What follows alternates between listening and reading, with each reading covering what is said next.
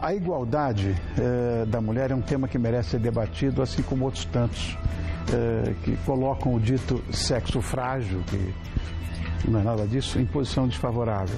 E para falar sobre estes e outros temas, eu recebo 4 maravilhosos profissionais que darão suas visões sobre o assunto. Então eu quero dar boa noite ao médico e psicanalista Jorge Forbes, que é nosso parceiro. Obrigado, Jorge, mais uma vez, meu irmão. Obrigado, Rony. Ao autor que, esse sim, sabe como falar das mulheres, Lauro César Muniz. Obrigado, querido. É sua primeira vez no programa. Muito obrigado por ter vindo. Estar aqui. Uma pessoa que eu tenho a maior admiração e é inacreditável. A chefe da divisão de homicídios do DHPP, Elizabeth Sato. Olha, ninguém acredita, tão bonita, olha só, parece frágil. Mexe com ela para você ver. Gentileza dele. E outra parceira nossa querida, a filósofa, apresentadora, professora Márcia Tiburi. Boa noite. Boa noite. Obrigado, minhas crianças, Obrigada. por terem vindo. Olha, eu queria dizer a vocês o seguinte: todos podem se pronunciar, complementar eventualmente o que eu tiver aqui. Eu e o Nilton ficamos aqui um tempão pensando no que a gente poderia colocar em questão hoje aqui. Vamos começar falando sobre esse discurso feminista, que não é nem feminista, hoje acabou, isso já é uma coisa anacrônica. Mas esse texto da Patrícia Arquette lá no Oscar, que foi uma coisa tão emblemática, né? E uma coisa que ela reivindicava, que eu acho absolutamente normal, né? Ela reivindica salários iguais para homens e mulheres. Olha, o rendimento mensal médio, isso em qualquer, não precisa fazer nenhuma pesquisa, pelo menos 70% é para o masculino, em relação a bons salários. Sobra 30%, né, para as bonitinhas. Por que é esse distanciamento, na opinião de vocês? Rindo de quê, Jorge? Porque você fala bonitinhas, a Márcia se olhou assim, porque de uma certa forma machista. Não, eu chamo toda mulher de bonitinha. Pois é. É meu bordão. Então, Como você sabe que ela é mulher? É mulher. Tá, no seu olhar tá bonito. É lógico, parece ser mulher, é mulher. Mas eu não entendi, o que é o anacrônico? O chamado discurso feminista. Não. O feminismo é totalmente contemporâneo, necessário e a melhor O discurso, eu epistemologia. disse, o discurso. Né? Eu acho que hoje não há mais necessidade disso. Há necessidade. Você acha? Total. É urgente, inclusive. Mas olha, nós vivemos uma época em que, mas veja bem, 40% dos lares são hoje, os provedores são as mulheres. Então, você não acha que as mulheres sofrem muito mais, trabalham muito mais, recebem muito menos, Seguramente. são muito mais injustiçadas? Logo, o que é o feminismo, se não uma proposta ético-política de justiça para as mulheres e todos os seres diferentes? E comportamental você vai acabar também. concordando comigo, eu tenho certeza. A gente Sabe vai conversar por e quê? você vai virar feminista Não, hoje. mas você sabe por quê? Esse discurso era muito surrado, era muito velho. Hoje, essas coisas são outras. Hoje, as reivindicações são outras. Podem ser as mesmas, mas o discurso tem que ser outro. Não pode ser aquele. Qual é aquele? Aquele é o seguinte, olha, eu passei por uma situação que não é única, mas é muito rara. Eu fui pai com guarda de filhos. O preconceito era tão brutal naquela época que eu tenho essa visão de que, no meu caso, né, que eu nunca fui pai, eu fui mãe, ainda tinha minha atividade profissional. Parecia uma mulher de hoje em dia. Perfeitamente. Nossa. Perfeitamente. Rony, Como é que eu vou poder acho que eu negar concordo com isso? você. Eu acho que esse discurso feminista, tipo, nós queremos isso, nós queremos aquilo, esse tipo de discurso dessa atriz não me convence. Eu acho que ele reforça um discurso machista, eu acho que ele enaltece um discurso machista. Por exemplo, quando você abriu o programa, ao se referir a Elizabeth Sato, você disse, imagina uma delegada dessa maneira tão bonita. Eu acho muito mais interessante dizer como ela quebra o esperado, tá? Como ela quebra o paradigma, do que dizer, como sempre se diz, a primeira mulher a chefiar tal coisa, ou como a primeira mulher que foi presidente. Essas ideias não me... Posso... Não. Essas ideias, não me convencem. Sabe qual Eu acho que isso reforça uma visão anterior. E eu acho que o mundo de hoje é muito mais interessante pensá-lo como ele favorece a mulher pela forma de um laço social que é diverso do laço anterior. Eu acho que quem está mal nesse mundo não são as mulheres, são os homens, no mundo pós-moderno. Enfim, é assim que eu penso. Então, eu acho que vocês usam o termo feminismo no sentido... Vocês quem? Vocês dois, por exemplo, usam o termo feminismo no sentido muito vulgar. Porque o feminismo não é um pensamento e uma proposta ético-política sem dialética. E eu, por exemplo, uso o feminismo no sentido plural e como, num certo aspecto, até como o verdadeiro universal. Então, não se trata simplesmente de nós, mulheres, que fomos injustiçadas, agora queremos nos vingar e recolocar o poder, copiar o poder dos homens de uma outra maneira. Isso. Eu acho que o feminismo, como proposta, como projeto ético-político, é a construção de um espaço democrático para todas as pessoas, independente do seu gênero. Você pega, assim, feministas históricas, tipo, sei lá, as antigas, lá do século XVIII, que defendiam a inclusão das mulheres como parte da humanidade, porque elas não eram parte da humanidade. Então, essa reflexão sobre o feminismo, hoje em dia, a meu ver, é das mais urgentes, porque o feminismo é a chance da gente propor um outro tipo de poder, mas não é excludente do homem. E tem uma coisa que a gente tem que tomar muito cuidado, que é o discurso do patriarcado, da dominação masculina, gosta de falar mal do feminismo. Porque o feminismo é a crítica do capitalismo, a crítica do patriarcado, a crítica do princípio de identidade em filosofia. Então é bem importante a gente olhar... Você acha que o discurso dessa atriz foi na linha do que você falou? Não, eu acho que o discurso que ela fez foi muito pontual para colocar uma bandeira em cena, que é a equiparação salarial. Você entende que ela representa o que você está dizendo? Eu acho que todas as feministas precisam ser respeitadas dentro de um feminismo universal. Você pode não estar de acordo. Aí eu estou de acordo com o que ela fala. Você está de acordo com o que ela fala? Inclusive. Sim. Elizabeth, pois não. Você é a primeira mulher a assumir a diretoria do Departamento Estadual de Homicídios e de Proteção à Pessoa, o que nós conhecemos como DHPP, né? Isso. Está há quase 40 anos na Polícia Civil.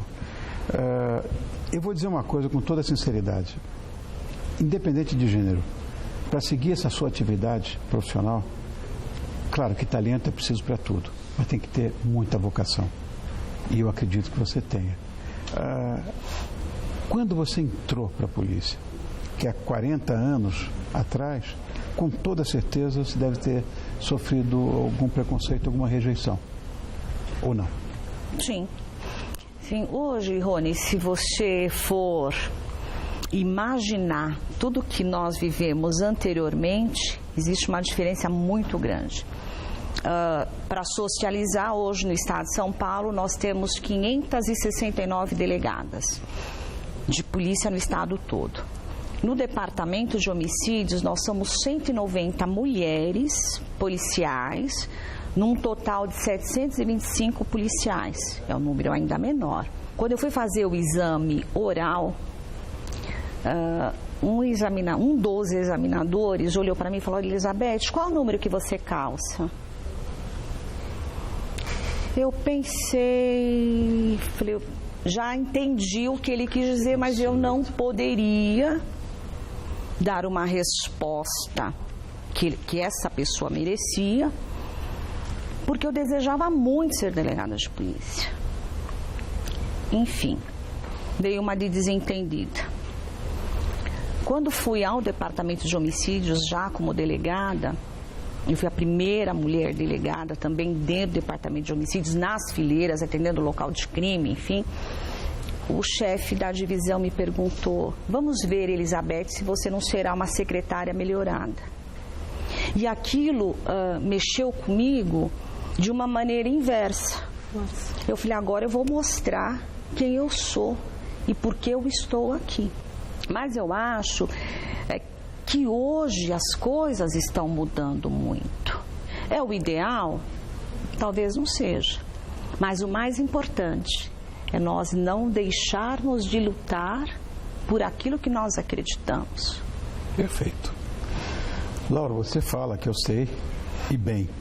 Escreve lindamente e fala também, que eu tenho certeza, você não falou nada até agora. Eu tenho uma visão muito particular em relação à teledramaturgia. Você, quando escreve um texto, ele tem um comprometimento com a cultura nacional e com o social também. Eu conheço o seu trabalho.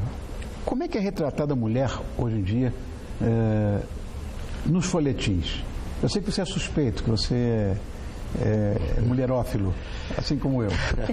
Eu acho que a telenovela contribuiu bastante para a emancipação feminina no Brasil. Eu acho que o trabalho dos autores todos, a partir da década de 1970, estava bastante dirigido para destruir preconceitos, entre os quais o preconceito maior era o de colocar a mulher no segundo plano e dependente de um patriarcalismo e, no entanto, as telenovelas têm sofrido até censuras do tempo da censura oficial, sofrer censuras do tipo de que uma mulher não pode agir assim, entende? Havia uma hierarquia, homem e mulher, no tempo mais obscurantista do Brasil, no início da década de 70, principalmente durante a ditadura militar, existia bastante preconceito nisso, e era, de certa forma,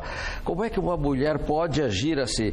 Eu tinha uma novela, O Casarão, em que a personagem da Renata Sorrah era bastante emancipada, bastante ativa, bastante ligada nas suas reivindicações, nos seus direitos sociais e tudo mais, e era casado com o baixista, que era o personagem do Bogos. Eu tive problemas na censura da ditadura porque ela tentava fazer uma emancipação, ela tentava fazer uma inversão no casal, do comando do casal, ou pelo menos se igualar a ele, coisa que ela não conseguia quase nunca, mas ela tentava conseguir. E eu fui muitas vezes abafado pela censura, não a censura da emissora, mas a censura oficial da ditadura. E a censura era uma mulher. E uma coisa interessantíssima. Um aluno, por coincidência, até tinha sido minha aluna na Escola de Comunicações e Artes. Nós lutamos para emancipar nossas personagens, sabe? Nossas personagens, pode observar, as personagens, todas as minhas personagens, do Gilberto Braga, aquele pessoal que batalhou bastante na década de 60, 70, o Aguinaldo Silva, o Dias Gomes, o Jorge Andrade também. Nós fizemos grandes personagens femininas que buscavam uma libertação dos costumes, era uma preocupação básica de todas as novelas salientar uma personagem feminina, não é? Nós todos, a nossa geração, vimos nossas mães bastante submissas a essa relação com nossos pais, não é? Isso era um lugar comum da nossa geração. Hoje isso não acontece mais, né? A gente pensa que está vivendo num país que se emancipou nessa questão, que as mulheres estão em igualdade. É que o país é muito grande, né? Nós estamos aqui em São Paulo hoje, que é a principal cidade do país, uma mentalidade já bastante evoluída nesse sentido, mas que a gente não sabe o que está acontecendo no Mato Grosso, o que está acontecendo sei lá, nos rincões do Nordeste, mesmo no Norte. Eu tenho um amigo chamado Erasmo Carlos. Já ouvi falar. É o Tremendão. É o Tremendão. Ele compôs uma música, não sei se vocês dizem que a mulher é sexo frágil, mas que mentira absurda. Eu não sei se ele acreditou nisso um pouco mais cedo, né? Mas será que é isso mesmo? Elas são mais fortes do que a gente, do que nós outros? No intervalo estava falando que eram. Eu acho que sim. Eu acho que quando o Erasmo faz essa música, faz muito tempo, né? Do qual você lembra as duas primeiras frases. Dizem que a mulher é sexo frágil, mas que mentira absurda. Né?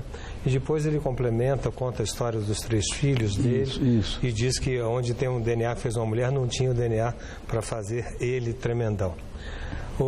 Eu concordo, porque eu acho que ele muda o paradigma da visão, aonde numa sociedade anterior, que a gente tinha uma ordem unida na família ou no poder do pai, na empresa, no chefe, na sociedade civil, na pátria, muda completamente no momento atual, que a gente pode chamar de pós-modernidade, ou de globalização, onde a sociedade é em rede, onde a sociedade é múltipla, onde a sociedade é diversa, é divertida também.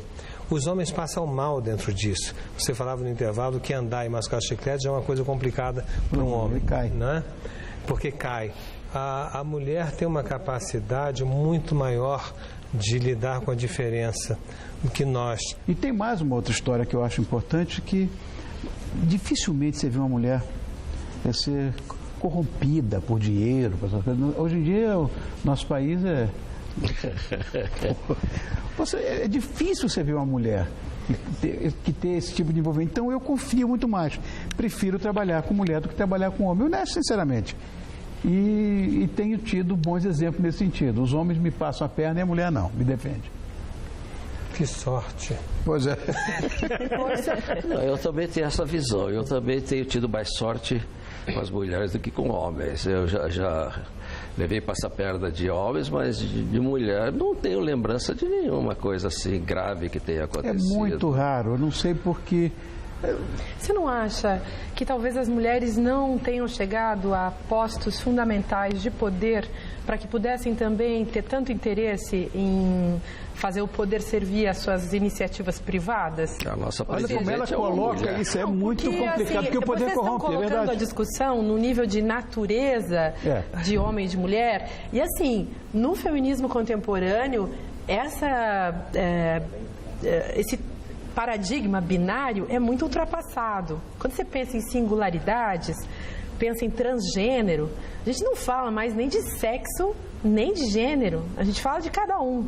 Aí você pensa assim, tá, mas pensando historicamente, né? As mulheres chegaram à esfera pública quando? Quando é que elas puderam participar da esfera pública onde o dinheiro, onde o poder realmente está, inclusive o poder do dinheiro, capital, né? Onde a coisa está funcionando. As mulheres sempre ficaram com tão pouco... que talvez elas não tenham tido nem chance de pensar maleficamente, assim, agora eu vou pegar esse dinheiro para minha conta. Eu acho que as mulheres ficaram sempre numa posição subalterna. E não por diria isso olha, não tiveram tanta atração por esse lado esse é o mundo matriarcal. Esse é o mundo matriarcal. Não vamos muito longe. Vamos só regredir uns 2000 anos atrás. O Império Ptolomaico e a dona Cleópatra, aquela bonitinha, mandava e desmandava. Ela e sua cobra, não esqueçamos do símbolo. Tantas outras mulheres, a Rainha Vitória, meu Deus, Elizabeth I, que foi o maior rei que até hoje a Inglaterra teve, elas tiveram sim o poder na mão e não se deixaram corromper. Eu acho isso... Pelo contrário, eu acho que isso nem mereceria discussão. Mas lembra daquela chinesa, essa chinesa, poxa gente, que falha, não lembro o nome dela. Não, essa chinesa que foi uma imperatriz sanguinária, uma das mulheres mais perversas da história. Sim, estou bem longe de poder lembrar o nome da imperatriz chinesa, infelizmente. Mas acho que também tem isso. Que em relação às mulheres... constituíram com a coisa chamada poder para que elas também tivessem atração ou pudessem exercer um poder despótico. Claro, você citou alguns exemplos das rainhas que foram autorizados por mil questões, de família, aristocracia, nobreza, não sei o quê. Mas que interesse as mulheres poderiam ter desenvolvido em relação a um poder como autoritarismo? Elas não estavam nesse lugar, simplesmente não estavam nesse lugar. Eu estou falando isso porque acho que nós não podemos continuar naturalizando esses posicionamentos. Se as mulheres, a meu ver, se elas, digamos assim, numa empresa, as tuas colegas, as tuas funcionárias e tal, se elas são pessoas mais confiáveis, isso é uma construção histórica, não é da natureza. A natureza, esse discurso da essência e da natureza, que é muito parecido, né? Mulher é assim, homem é assado, isso faz mal para a democracia. A gente deveria pensar em termos de singularidade. Explique-se. Em termos de singularidade. E, assim, essa bipartição, mulher é assim, mulher é assado. Tem mulheres que não são assim e tem homens que não são assado, entendeu? Essa teoria popular do assim assado, a gente resolve a coisa identificando para cá, identificando para lá. Hoje em dia, acho que ela não funciona mais. Porque, até quando a gente fala de feminismo, por isso que eu disse antes, a gente não está falando só de mulheres. As lésbicas, tem um feminismo lésbico, por exemplo, diz lésbica não é mulher. Elas mesmas dizem, eu não sou mulher, eu sou lésbica, dá licença, entende? Então, estou falando isso só para a gente desmanchar as naturalizações. Porque acho que pode ter muitas mulheres trans, hétero, sei lá o quê, que nas diversas definições de gênero de hoje em dia, talvez elas possam ser também canalhas, mas aí é uma discussão política. Pode ter homens que sejam muito honestos, muito dedicados. Hoje, gente, fui fazer... agora eu estou, assim, uma vibe total, assim, mulherzinha, né? Então eu faço unha. Pela primeira vez na vida, quem fez meu pé foi um cara que parecia muito com um homem. Acho que ele era um homem. Nunca na minha vida tive um pedicure, manicure mulher, sabe? Eu achei, ou melhor, homem, entendeu? Então acho que está mudando as coisas, e isso é uma coisa do nosso mundo. Está mudando, mas é agora. É agora. A história é outra, né? Eu acabei de falar que fui censurado porque estava defendendo mulher. É uma coisa que hoje seria um absurdo, né? Hoje a mulher tem todas as condições e como eu concordo com você, são muitos gêneros, não é apenas o gênero masculino e feminino, são muitos os gêneros hoje, das possibilidades são pelo menos 4, né? Então, eu acho que é bem diferente do passado. Mas isso é uma conquista. Isso é uma conquista. Não é uma conquista só das mulheres, mas é uma conquista da sociedade. Eu acompanho muito a questão, quer dizer, eu acompanho o pensamento, eu acho o luto, eu acho a psicanálise visa extrair a singularidade de cada pessoa, mas não acho que a gente possa dizer, a gente possa desprezar como se não tivesse a menor importância o solo no qual isso se põe.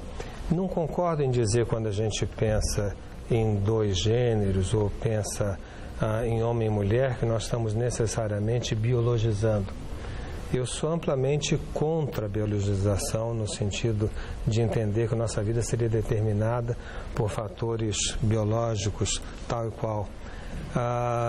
Mas eu diria que hoje os biólogos também são contra, porque o DNA foi feito, e hoje em dia você pode fazer um genoma comprando na banca de jornal, e você conhecendo completamente o seu código genético, não quer dizer que você não tenha mais dúvida, que você não tenha mais escolha, que você não tem opções. Por exemplo, vou dar um exemplo na área da Elizabeth Sato. Me chama sempre a atenção a visita aos presidiários no domingo. A visita presidiária no domingo tem sempre muito mais mulher, muito mais mãe do que pai. Não é verdade? Sim, é verdade. Mas é escandalosa a diferença. É uma constatação. Não é? É uma constatação. Então, como entender isso daí? Quer dizer, eu penso, por exemplo, que a maternidade, a mãe, ela é mãe daquela pessoa, independente se é presidiária, se não é presidiária. Isso não muda. Oi? Ela é mãe, ela é mãe e pai não. Esposa também, amante, namorada, não é? Seja o que for. Eu passo normalmente em frente a presídios. E aos domingos há filas enormes, só mulheres. Isso. Eu também passo. Quando é a visita de mulheres para as mulheres, não tem fila. Os presídios femininos. Sim. Então, há uma diferença mesmo. E bem constatada por você. Não é? Isso é verdade. Elizabeth esteve aqui no programa, eu queria muito trazer ela aqui. E nós conseguimos trazer, Maria da Penha. O que mais seria suficiente para frear esse tipo de crime, né? Que está dentro da sua própria casa? Olha, Rony, com o advento da Lei Maria da Penha, houve uma diminuição ou uma divulgação da importância da mulher denunciar quando ela é ameaçada, quando ela é agredida. O mais difícil, na minha concepção, no início, foi fazer com que as mulheres entendessem a importância dessa delação, dessa denúncia. Por quê? Elas, por vergonha, não denunciavam porque não tinham perspectiva de futuro, mais ou menos naquela linha, ruim com ele, pior sem ele. E muitas vezes a tortura psicológica. Você sabe que eu fui delegada nos Jardins aqui muitos anos, e quando eu vi, imagina, a violência doméstica, ela só está nas periferias. Só mulher da periferia que apanha. Mentira. Eu recebi várias mulheres da sociedade que eram violentamente espancadas. Com o advento da lei, para você ter uma ideia, estatisticamente, o ano passado, no estado de São Paulo, estatística da Coordenadoria das Delegacias de Defesa da Mulher, foram 40 homicídios, um na capital. No entanto, os crimes de ameaça e lesão corporal dolosa ainda continuam num patamar elevado. E é difícil para a gente, como autoridade policial, como delegado de polícia, e eu falo isso por experiência própria.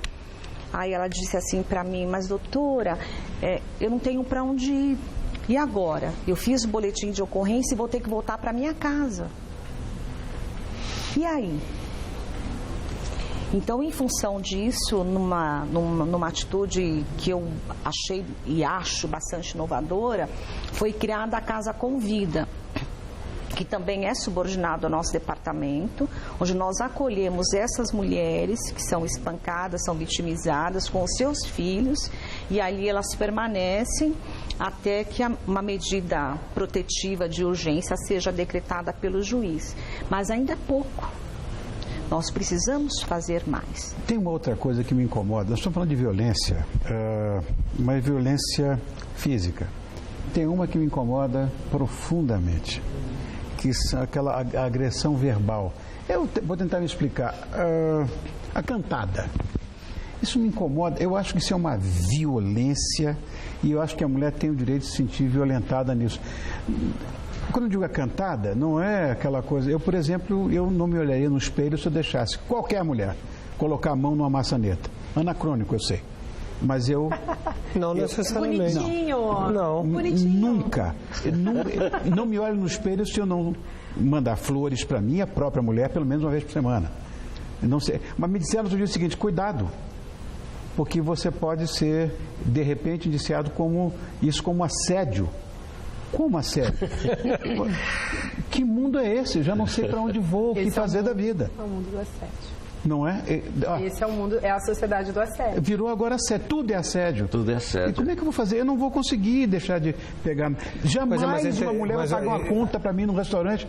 Eu vou me sentir muito mal. Bom, você é muito bonitinho. Não é bonitinho não, e não sou machista também não, mas isso aí me incomoda. Não, mas então, a gente pode fazer igual, dividir a conta. Não divide. Se ela resolver mandar flores pra você também, tá lindo. Sim, adoraria. Tá lindo. Agora, adoraria, mas... E hoje que a juventude assim, eles beijam e transam, um menino com menina, tudo misturado, assim, não tem mais esse negócio, assim, de, digamos, a prática do cavalheirismo. Mulher, eu faço esse papel, você faz aquele papel. Não, a gente pode gostar porque a gente é de outra geração, mas as novas gerações mudaram esses são outras parâmetros. Questões, educação, gentileza. Elas estão em minoria e nós somos em maioria aqui, pobres de nós. Mas eu Com isso você ganhou todas as mulheres. Ganhou todas as Quem não gosta, eu adoro mulher. Enfim. Rony Fon, você é verdadeiramente um bonitinho. Obrigado, Márcia. Obrigado por ter vindo, meu amor. Obrigado, viu? Foi um prazer. Elizabeth, querida, eu te admirava tanto. E tive muito prazer em que você estivesse conosco aqui. Muito obrigada. E quero deixar essa porta aberta para... Porque a Márcia já é parceira, o Jorge é parceiro, você também vai ser agora. Só me convidar que eu volto. Estou aqui para te convidar, sempre, no ar. Obrigada. Laura, querida, eu te falei em off, porque eu estava muito honrado com a sua presença. Poxa, o fã é suspeito, eu sei que o fã é suspeito, mas você tem qualidades absolutamente acima de tudo aquilo, nem tudo está perdido. Porque você fez com que a televisão, ao invés de emburrecer, tivesse de fato esse comprometimento com a cultura nacional e principalmente com o social. Parabéns. Muito obrigado, Rony. Muito obrigado. Para mim é uma honra estar aqui. Minha honra. Obrigado por terem vindo todos. Muito legal.